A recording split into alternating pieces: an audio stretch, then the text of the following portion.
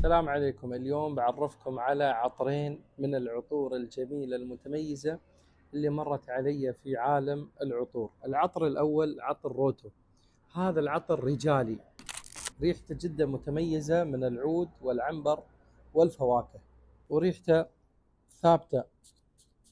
استخدمت العطر وايد عجبني، وسعره أيضا مناسب. بحطي لكم أرقامهم وأيضا موقعهم، تقدرون تطلبون عن طريق الموقع أو عن طريق الواتساب. والعطر الثاني لعشاق الفخامة، عطر تاج، رجالي ونسائي أيضا، على ذوق أهل الخليج وأهل الإمارات.